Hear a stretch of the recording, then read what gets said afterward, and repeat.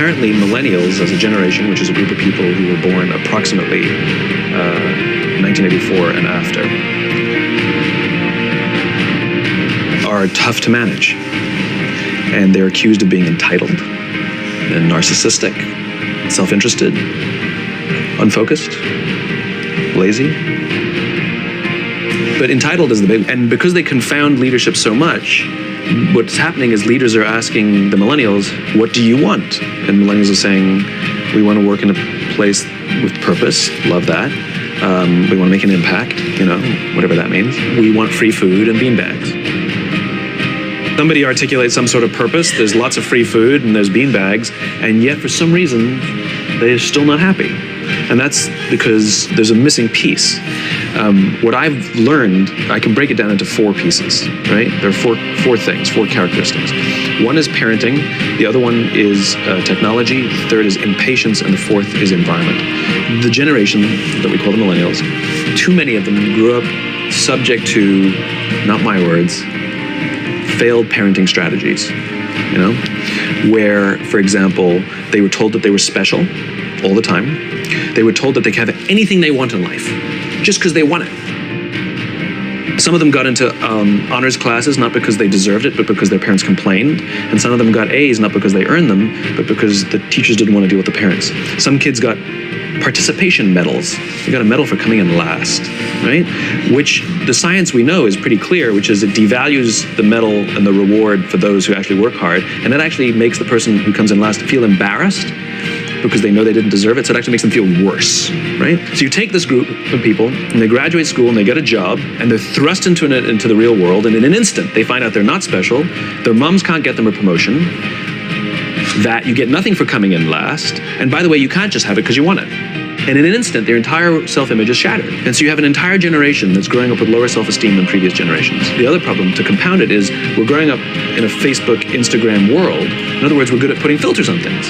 We're good at showing people that life is amazing even though I'm depressed. And so everybody sounds tough, and everybody sounds like they got it all figured out. And the reality is there's very little toughness, and most people don't have it figured out. And so when the more senior people say, well, what should we do? They sound like, this is what you gotta do. And they have no clue, right? So you have an entire generation growing up with lower self-esteem than previous generations. Through no fault of their own. Through no fault of their own. They were dealt a bad hand. Now let's add in technology. We know that engagement with social media and our cell phones releases a chemical called dopamine. That's why when you get a text, it feels good, right? So we've all had it where you're feeling a little bit down or feeling a bit lonely, and so you send out 10 texts to 10 friends, hi, hi, hi, hi, hi. Because it feels good when you get a response, right? It's why we count the likes, it's why we go back 10 times, and my Instagram is growing slower. Did I do something wrong? Do they not like me anymore, right? The trauma for young kids to be unfriended, right? Because we know when you get it, you get a hit of dopamine, which feels good. It's why we like it, it's why we keep going back to it. Dopamine is the exact same chemical that makes us feel good when we smoke, when we drink, and when we gamble. In other words, it's highly, highly addictive. We have age restrictions on smoking, gambling, and alcohol, and we have no age restrictions on social media and cell phones, which is the equivalent of opening up the liquor cabinet and saying to our teenagers, hey, by the way, this adolescence thing, if it gets you down. That's basically what happened. You have an entire generation that has access to an addictive, numbing, almost every alcoholic discovered alcohol when they were teenagers. When we're very, very young, the only approval we need is the approval of our parents. And as we go through adolescence, we make this transition where we now need the approval of our peers. Very frustrating for our parents, very important for us. That allows us to acculturate outside of our immediate families into the broader tribe, right? It's a highly, highly stressful and anxious period of our lives, and we're supposed to learn to rely on our friends. Some people, quite by accident, discover alcohol and numbing effects of dopamine to help them cope with the stresses and anxieties of adolescence. Unfortunately, that becomes hardwired in their brains, and for the rest of their lives, when they suffer significant stress, they will not turn to a person, they will turn to the bottle. Social stress, financial stress, career stress, that's pretty much the primary reasons why an alcoholic drinks. What's happening is because we're allowing unfettered access to these dopamine-producing devices and media, basically it's becoming hardwired. And what we're seeing is as they grow older, too many kids don't know how to form deep, meaningful relationships. Their words, not mine. They will admit that many of their friendships are superficial. They will admit that their friends, that they don't count on their friends, they don't rely on their friends, they have fun with their friends, but they also know that their friends will cancel on them as something better comes along. Deep, meaningful relationships are not there because they never practice the skill set, and worse, they don't have the coping mechanisms to deal with stress. So when significant stress starts to show up in their lives, they're not turning to a person, they're turning to a device, they're turning to social media, they're turning to these things which offer temporary relief. We know, the science is clear, we know that people who spend more time on Facebook suffer higher rates of depression than people who spend less time on Facebook, right?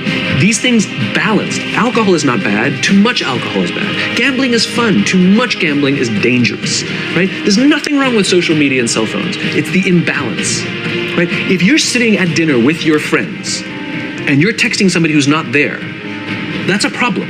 That's an addiction. If you're sitting in a meeting with people you're supposed to be listening to and speaking, and you put your phone on the table, face up or face down, I don't care, that sends a subconscious message to the room that you're just not that important to me right now, right? That's what happens. And the fact that you cannot put it away is because you are addicted, right? If you wake up and you check your phone before you say good morning to your girlfriend, boyfriend, or spouse, you have an addiction.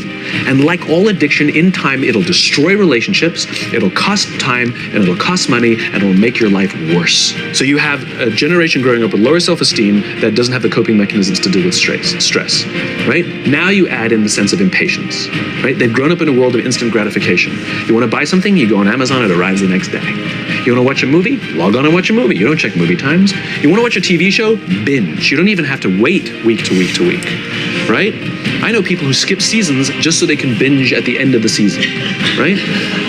Instant gratification. You want to go on a date? You don't even have to learn how to be like, hey. You don't even have to learn and practice that skill. You don't have to be the uncomfortable one who says yes when you mean no and says no when you mean no, but yes when you don't have to swipe right. Bang, I'm a stud, right? You don't have to learn the social coping mechanisms. Everything you want, you can have instantaneously. Everything you want, instant gratification, except job satisfaction and strength of relationships. There ain't no app for that. They are slow, meandering, uncomfortable, messy processes. And so I keep meeting these wonderful, fantastic, idealistic, hardworking, smart kids. They've just graduated school. They're in their entry-level job. I sit down with them and I go, how's it going? They go, I think I'm gonna quit. I'm like, why? They're like, I'm not making an impact. I'm like, you've been here 8 months. It's as if they're standing at the foot of a mountain and they have this abstract concept called impact that they want to have in the world, which is the summit. What they don't see is the mountain. I don't care if you go up the mountain quickly or slowly, but there's still a mountain. And so what this young generation needs to learn is patience. That some things that really, really matter, like love, or job fulfillment, joy, love of life, self-confidence, a skill set, any of these things, all of these things take time. Sometimes you can expedite pieces of it, but the overall journey is arduous and long and difficult. And if you don't ask for help and learn that skill set, you will fall off the mountain. The worst case scenario, and we're already seeing it, is we're seeing an increase in suicide rates. We're seeing an increase in this generation. We're seeing an increase in accidental deaths due to drug overdoses. We're seeing more and more kids drop out of school or take leaves of absence due to depression. Unheard of. These are all, this is really bad. The best case scenario is you'll have an entire population growing up and going through life and just never really finding joy. They'll never really find deep fulfillment in work or in life. How's your job? It's fine. The same as yesterday. How's your relationship? It's fine. Like that's the best case scenario. Which leads me to the fourth point, which is environment. Which is we're taking this amazing group of young, fantastic kids who were just dealt a bad hand. It's no fault of their own. And we put them in corporate environments that care more about the numbers than they do about the kids. They care more about the short-term gains than the long-term life of this young human being. We care more about the year than the lifetime. And so we are putting them in corporate environments that aren't helping them build their confidence, that aren't helping them learn the skills of cooperation, that aren't helping them overcome the challenges of a digital world and finding more balance, that isn't helping them overcome the need to have instant gratification and teach them the joys and impact and the fulfillment you get from working hard on something for a long time that cannot be done in a month or even in a year. And so we're thrusting to them in corporate environments, and the worst part about it is they think it's them. They blame themselves. They think it's them who can't deal. And so it makes it all worse. It's not. I'm here to tell them it's not them. It's the corporations. It's the corporate environments. It's the total lack of good leadership in our world today that is making them feel the way they do. They were dealt a bad hand, and I hate to say it, but it's the company's responsibility. Sucks to be you. Like, we have no choice. This is what we got, and I wish that society and their parents did a better job. They didn't. So we're getting them in our companies, and we now have to pick up the slack. We have to work extra hard to figure out the ways that we build their confidence. We have to work extra hard to find ways to teach them the social skills that they're missing out on. There should be no cell phones in conference rooms. None. Zero. And I don't mean the kind of like sitting outside waiting to text. I mean, like, when you're sitting and waiting for a meeting to start, this is what we all do. We all sit here and wait for the meeting to start. Meeting starting? Okay. And we start the meeting. No, that's not how relationships are formed. Remember we talked about it's the little things? Relationships are formed this way. We're waiting for a meeting to start and we go, how's your dad? I heard he was in the hospital. Oh, he's really good. Thanks for asking. He's actually at home now. Oh, I'm really glad. That was really amazing. I know, it was really scary for me. That's how you form relationships. Hey, did you ever get that report done? Oh my God, no, I didn't. I'll help you out. Can I help you out with that? Really? That's how trust forms. Trust doesn't form at an event in a day. Even bad times don't form trust immediately. It's the slow, steady consistency.